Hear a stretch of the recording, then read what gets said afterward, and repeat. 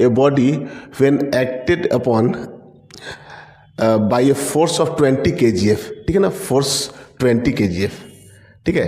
20 kgf कहने का मतलब होता है ना 20 kgf, ठीक है। इसका मतलब होता है अगर इसको आप 20 को 9.8 या 10 है ना जी से मल्टीप्लाई कर दीजिए, ठीक है, तो इतना आप न्यूटन लिखेंगे, है ना। तो ये kgf जो होता है ना 20 kgf इक्वल टू कितना हो जाएगा 20 इंटू जी, है ना। अब जी की वैल्यू जैसे यहाँ 10 दी गई है ना, जी की वैल्यू 10 दी गई है, तो ये कितना हो जाएगा 200 न्यूटन। अगर इसको न्यूटन में चेंज करना हो kgf से, तो इसको 20 kgf जो अपना फोर्स है ना, इसको हम लोग कितना लिखेंगे 200 न्यूटन लिखेंगे, ठीक है। अब देखिए आगे क्या कहा गया है कि डिस्प्लेस्ड बाय 1 मीटर, ठीक है, इसको 1 मीटर डिस्प्लेस्ड किया गया है, इतना 20 kgf का फोर्स लगाकर है। Calculate the work done by the force when the displacement is, first part में कहा है in the direction of force, जो डिस्प्लेसमेंट है ना वो फोर्स के डायरेक्शन में ही है।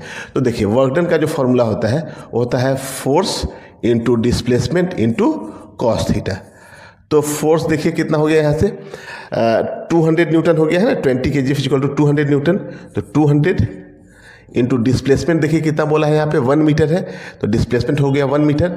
और इस फर्स्ट पार्ट में जो है अपना क्वेश्चन, उसमें कहा गया है कि in the direction of force, जो डिस्प्लेसमेंट हो रहा है ना वो फोर्स के डायरेक्शन में हो रहा है। तो यहाँ पे जो हम लोग का ये जो डायरेक्शन जो होता है ना फोर्स और डिस्प्लेसमेंट के बीच का जो एंगल होता है ना, वही एंगल जो हम लोग यहाँ लिखते हैं थीटा की जगह पे, ठीक है। तो दोनों सेम डायरेक्शन में, तो थीटा 0 डिग्री होता है, तो यहाँ पे हम लोग क्या लिख देंगे कॉस 0 डिग्री, और कॉस 0 की वैल्यू कितनी होती है 1, तो ये कितना हो जाएगा 200 जूल।